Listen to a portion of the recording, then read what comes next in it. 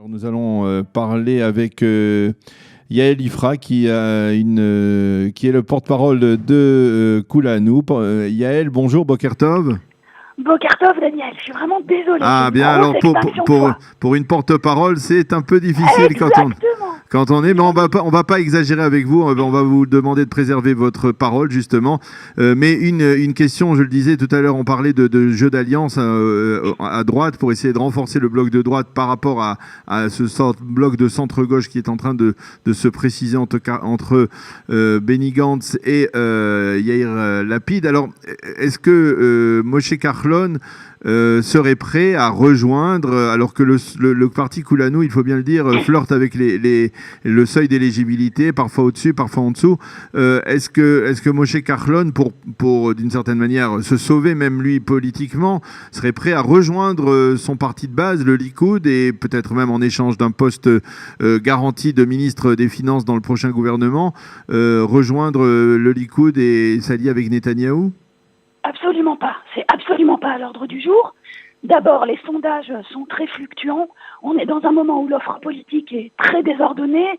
Il y a une entrée d'un très grand nombre d'acteurs sur le marché politique et les gens, effectivement, ne savent plus où donner de la tête. Les sondages donnent 4, 5, 6, parfois 7 à Kulanou. Je rappelle qu'en 2015, juste avant les élections, on donnait 5 mandats à Kahlon, il en a fait 10. Il a quitté le Likoud alors qu'il était numéro 2 du parti, et sa vocation était de fonder un parti social. Ce qu'il a fait, il a accompli 92% de ses promesses de campagne. Oui, mais alors s'il a accompli 92% de ses promesses électorales, pourquoi finalement dans les sondages ça ne se concrétise pas ? Effectivement, c'est quelque chose que même à l'intérieur du parti, on peine un peu à comprendre. C'est pourquoi tout le début de la campagne, on a démarré la campagne assez rapidement, comme vous l'avez vu, et tout le début de la campagne vise à expliquer, à montrer, à donner les chiffres et à exposer quels ont été les accomplissements de ce parti. Je pense aussi qu'en Israël, il y a une culture politique qui est une culture de celui qui parle le plus fort, de celui qui fait les annonces les plus tonitruantes. Et contrairement à ce que disait votre interlocuteur juste avant, Olivier Rafovitch, je crois que s'il y a un homme politique en Israël qui n'est pas dans l'ego trip, c'est vraiment Moshe Kahlon. Ça ne m'intéresse absolument pas. C'est quelqu'un qui est d'une grande politesse, qui ne crie jamais, qui ne fait jamais de coups tordus. Il a, pendant toutes ces années, développé l'activité de son parti uniquement autour de ses promesses, avec tout ce qu'on sait, qu'on a déjà dit plusieurs fois. Mais on est d'accord, Yael, que Moshe Kahlon est un homme de droite, que c'est un homme qui vient du Likoud, on va dire de la base solide et idéologique du Likoud. C'est pas un homme que l'on pourrait retrouver dans un bloc de centre-gauche avec Lapid et Gantz? Je peux pas vous dire, mais a priori non. Et de toute façon, Moshe Kahlon reconnaît aujourd'hui très volontiers que la coopération avec Binyamin Netanyahou s'est très bien passée pendant toute la mandature. C'est assez rare d'avoir eu une relation, même s'il y a eu des tensions, c'est assez rare d'avoir eu une relation, on va dire, relativement sereine entre un Premier ministre et un ministre des Finances. Hein. Tout à fait, étant donné que le travail qui était fait au ministère des Finances était un travail qui allait dans l'intérêt national d'Israël, il n'y a jamais eu aucun problème.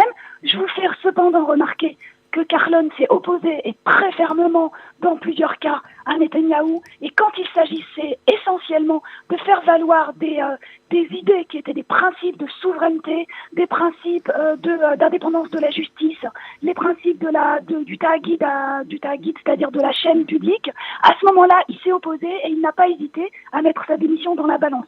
Donc je pense qu'ici, on a affaire à un homme politique qui est républicain au sens français du terme. Oui. Ça veut dire quelqu'un qui certainement veut préserver l'intérêt national d'Israël et qui se situe dans le bloc de droite, de centre-droite, disons, mais qui en aucun cas ne va renoncer à son identité sociale, à son identité d'un parti qui fait pour uniquement réduire les inégalités sociales à l'intérieur du pays.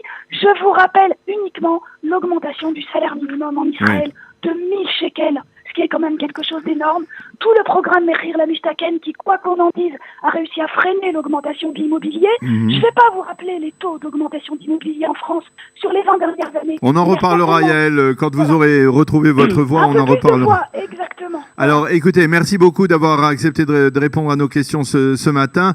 On aura l'occasion de reparler, et bien entendu, de cela, et également de ces partis, on va dire, qui brandissent l'étendard social, comme le parti de Orly Lévy. On a toujours du mal à distinguer justement ces partis, le parti de Moshe Kahlon, de celui de Orly Lévy Abékassis. On aura l'occasion d'en reparler dans le courant de cette campagne. Il reste encore 2 mois. On aura l'occasion de vous parler. On vous souhaite de retrouver votre voix très rapidement. Prenez un bon thé ce matin et soignez-vous bien. Merci beaucoup d'avoir été avec nous ce matin. À bientôt. Shavua Tov. Voilà, il est 8h29. Nous allons marquer une petite pause musicale juste avant la revue de la presse et des médias israéliens.